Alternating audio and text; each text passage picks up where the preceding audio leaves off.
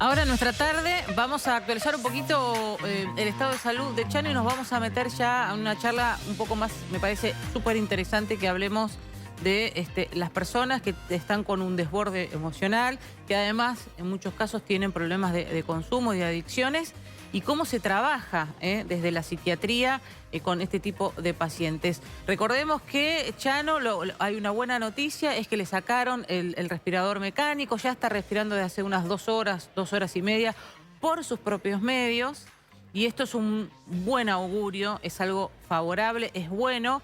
Están analizando ahora los médicos en si quizá en las próximas horas o mañana sacarlo de la sedación para ver cómo reacciona Chano. Así que eso es muy auspicioso, es bueno, sabíamos que estas 48 horas son clave, que no haya empeorado ya era excelente. Ahora con esta posibilidad me parece que pone mucha más luz y esperanza para su recuperación y es lo que todos decíamos. Pero quiero sumarlo al doc, a José Abadi, que es médico psiquiatra, que trabaja y siempre nos ayuda un montón a reflexionar juntos. ¿Qué haces, doc? ¿Cómo va? ¿Qué tal? Qué gusto de saludarlos tanto tiempo. Para nosotros también y un placer.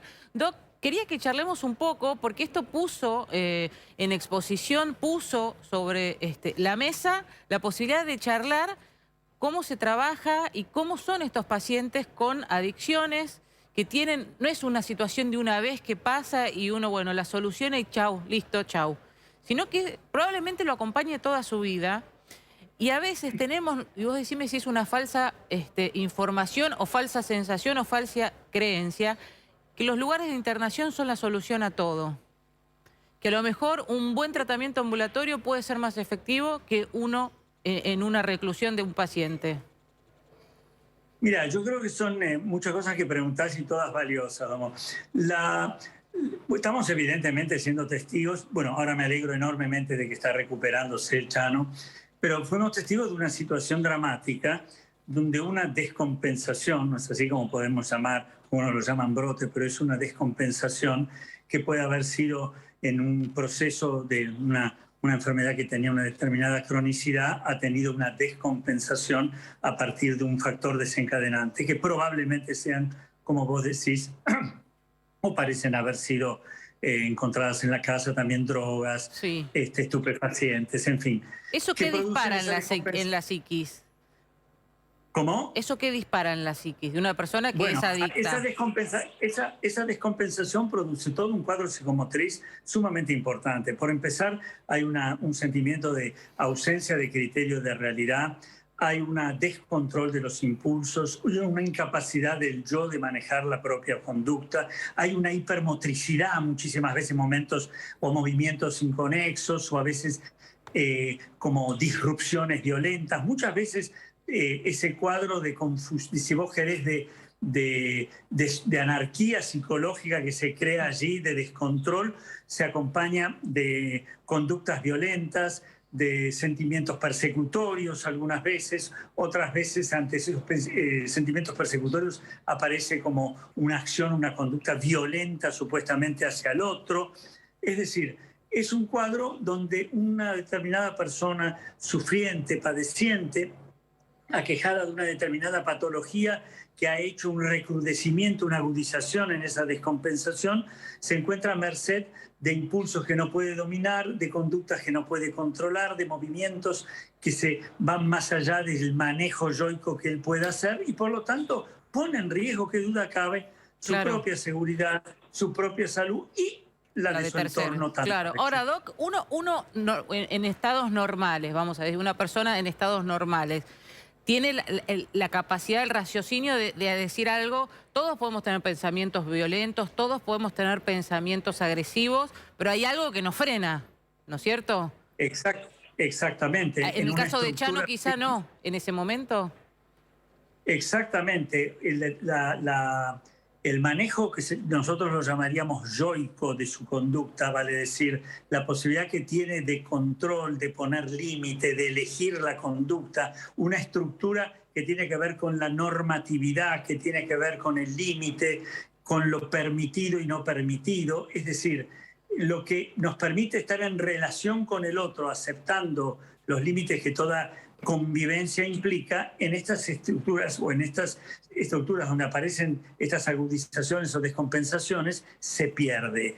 Y por lo tanto no hay más este manejo adecuado con defensas maduras para de algún modo poder enfrentar los impulsos que nos surgen, o si vos querés con la necesidad de tener como una angustia señal cuando irrumpe una voluntad o una aspiración de hacer algo que pone en riesgo a uno o al otro, ¿no es así? Claro, claro. Una angustia señal pone en marcha defensas que nos protegen y protegen al otro. Ahora, Doc Abadi, ¿cómo se baja una persona así? Porque te cuento así como rápido para ver, porque esto lo conocemos porque es Chano, pero le puede pasar, me imagino las familias que no tienen los medios económicos, ni la contención, ni el espacio, como para lo que deben padecer muchas veces. Pienso, ¿cómo bajás a alguien que ya el viernes habían ido 4 médicos, había estado en situaciones, había un médico psiquiatra de urgencia que se llamó por la obra social, sumaron estos 3 policías? ¿Cómo lo calmás? Esto es muy importante porque hay algo que vale la pena que aclaremos, ¿sabes, Domi?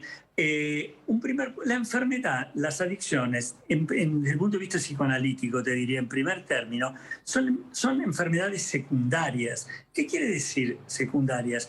Que frente a determinados conflictos, frente a determinadas encrucijadas inconscientes que no se pueden resolver, la solución inadecuada, mágica, autodestructiva, mortífera, suele ser la droga, con la cual se supone que se envuelve en una especie de protección imaginaria de ese conflicto que lo aqueja.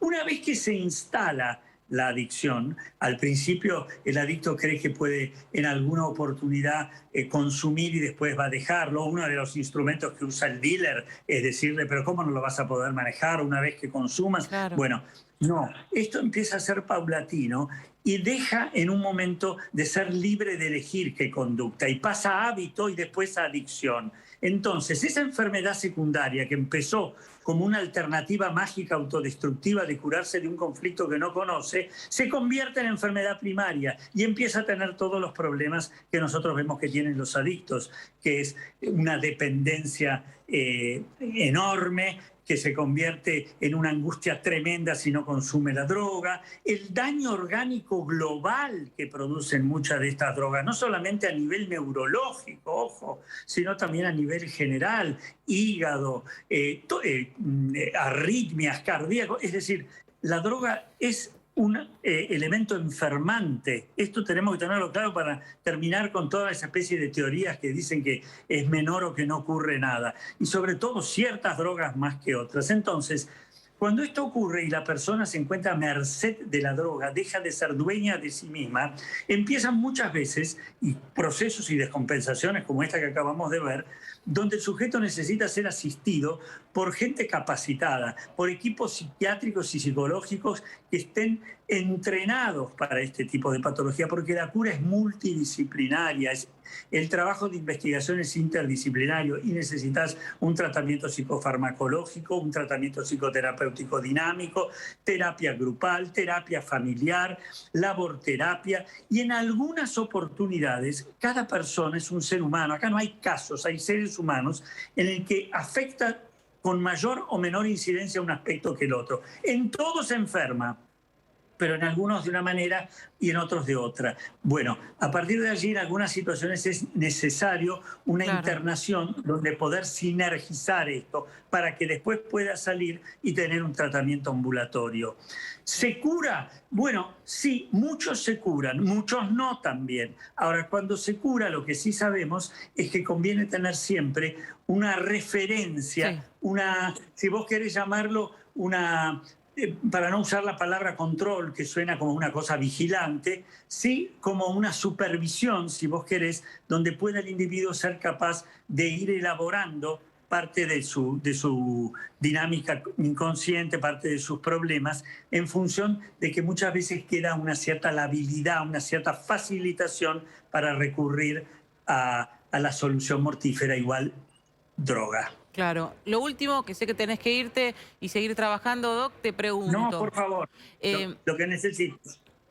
por tu opinión y por tu experiencia profesional, muchos pusieron la ley de 2010, la ley de salud mental, bajo cuestionamiento. ¿Cuál es tu opinión? ¿Es Mira, útil o no? Es una ley compleja, ya tiene 10 años la última modificación que creo que le hicieron. Tiene un montón de aspectos positivos, pero otros que habría que agregar y enriquecer. Yo no soy el más idóneo para... Hay colegas míos que conozco que son expertos en esto, porque vale la pena que una opinión general, como que te diría yo, algunas cosas son, pero otras tienen que ser mejoradas. Y el equipo, tiene que haber equipos secundarios de asistencia psiquiátrica. Hay estrategias que podrían usarse y habilitarse, que no sea solamente la judicialización o el no o el sí. Pero creo que para esto, tengo que ser totalmente franco, hay realmente expertos en esto que te van a poder explicar 1000 veces mejor que yo los pormenores de esto. Gracias, José. Un fenómeno como siempre. Al contrario, qué lindo hablar con vos. Lindo, para mí también. Chao, José. Un fenómeno el doctor Abadi, que es médico psiquiatra, y me parece que es una palabra súper interesante porque siempre nos ayuda a pensar y lo cuenta de una manera que todos lo entendemos. Así que agradecida como siempre. Amigos, tenemos que hacer...